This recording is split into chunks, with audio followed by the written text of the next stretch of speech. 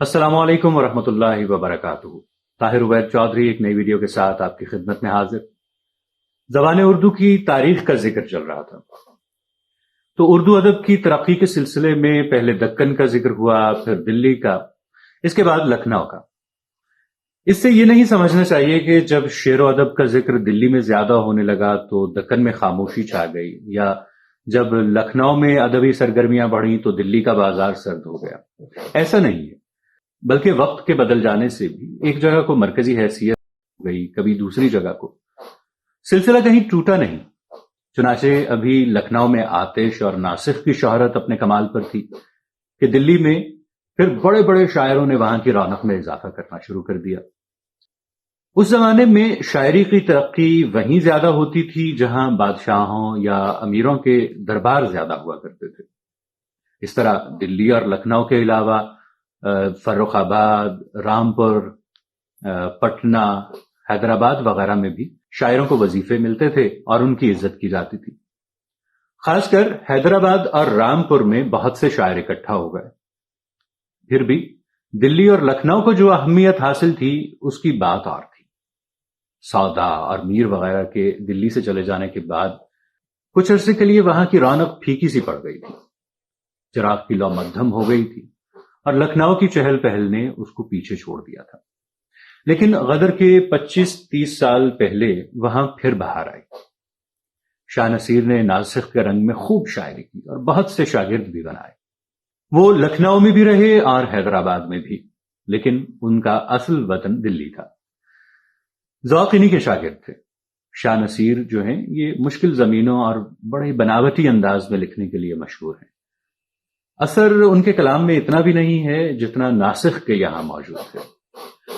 اس وقت دلی میں سینکڑوں شاعر پیدا ہوئے، لیکن شیخ محمد ابراہیم ذوق، حکیم مومن خان مومن، مرزا اسد اللہ خان غالب، بہادر شاہ ظفر،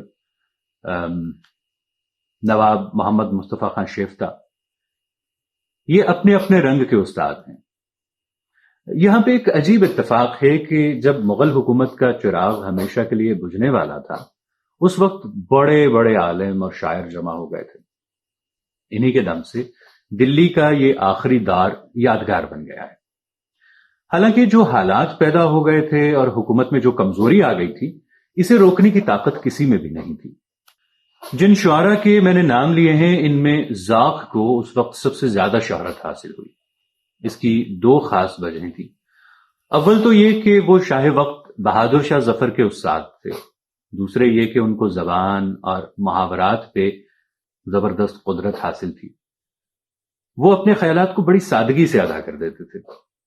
ذوق کے خیالات میں گہرائی نہیں تھی، عام مضامین اور اخلاقی باتوں کو بڑے اچھے ڈھنگ سے لکھ دیتے تھے۔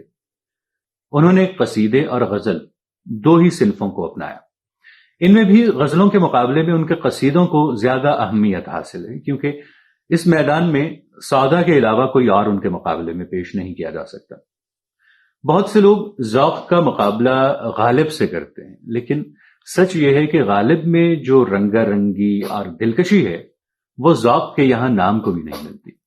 پھر بھی ذوق کے کمال فن اور استادی میں کسی کو شک نہیں ہو سکتا۔ ان کا انتقال غدر سے چند ہی سال پہلے ہوا تھا۔ بات کرتے ہیں حکیم مومن خان مومن کی۔ تو مومن دلی کے مشہور طبیب تھے، بڑے عالم تھے، کھاتے پیتے گھرانے سے تعلق رکھتے تھے، اس لیے بادشاہ یا امیروں کے وظیفوں کے محتاج نہیں تھے۔ علم نجوم کے ساتھ، موسیقی کے ساتھ، شطرنج کے ساتھ انہیں خاص لگاؤ تھا۔ اگرچہ ان کی زندگی رنگین تھی، لیکن دلی کی سوسائٹی میں کم ہی لوگ ایسے تھے جو ان کی عزت نہ کرتے ہوں۔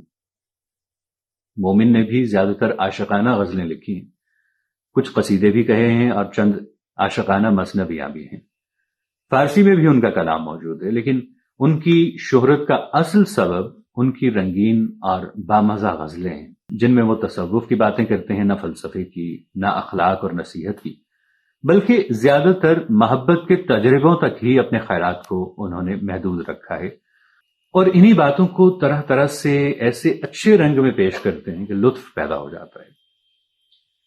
وہ کبھی کبھی بڑی معمولی اور سیدھی سادی بات کو پیچیدہ ڈھنگ سے لکھ دیتے ہیں اور پڑھنے والے کو مشکل میں مبتلا کر دیتے ہیں، مگر حقیقت یہ ہے کہ ان کی غزلوں میں رنگینی اور دلچسپی کے بہت سے پہلو ہیں، اس لیے وہ بہت بڑے غزل کو تسلیم کیے جاتے ہیں۔ ان کا انتقال بھی غدر سے 2 سال غالباً 2 یا 3 برس پہلے ہوا تھا۔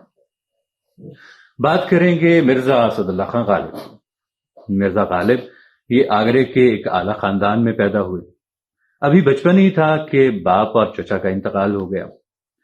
ان کے نانا بھی رئیس تھے، اس لیے بچپن بڑے آرام سے گزرا۔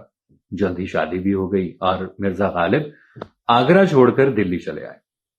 یہاں ان کا رہن سہن بڑا اعلیٰ تھا۔ چچا کی جاگیر سے جو پینشن ملتی تھی وہ بند ہو گئی تھی، لہذا خرچ زیادہ تھا، آمدنی کم، اس لیے اکثر پریشان رہتے تھے۔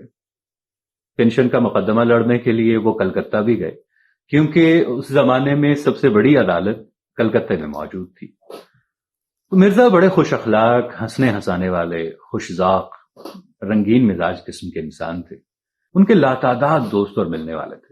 بادشاہ سے لے کر معمولی آدمیوں تک میں دلچسپی لیتے تھے، اس لیے ان کی نظر زندگی پر گہری تھی اور انسانی زندگی کے نشیب و فراز اور الجھنوں کو وہ خوب سمجھتے تھے۔ اسی کی وجہ سے ان کی شاعری میں کافی گہرائی ہے۔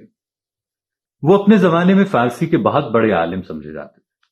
ان کو خود بھی اپنی فارسی دانی پہ ناز تھا، اس لیے انہوں نے زیادہ تر فارسی میں ہی لکھا، لیکن آج ان کی شہرت زیادہ تر ان کی اردو غزلوں اور خطوط کی وجہ سے ہے۔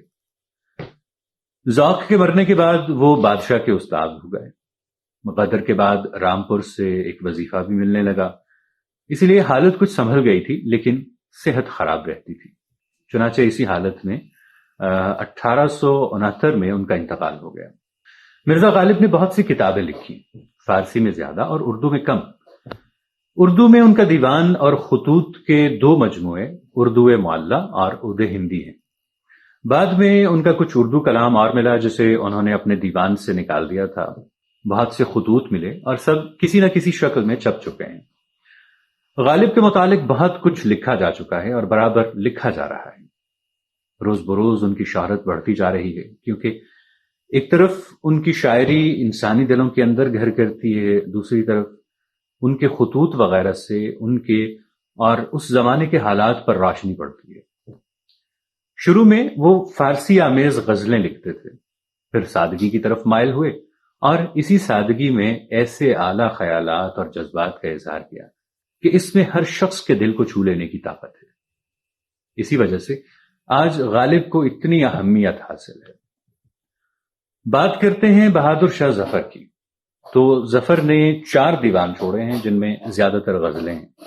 یہ مغل خاندان کے آخری بادشاہ تھے جنہیں غدر کے زمانے میں انگریزوں نے قید کر لیا اور پھر رنگون میں جلا وطنی کی حالت میں رکھا، وہیں پہ ان کا انتقال بھی ہو گیا۔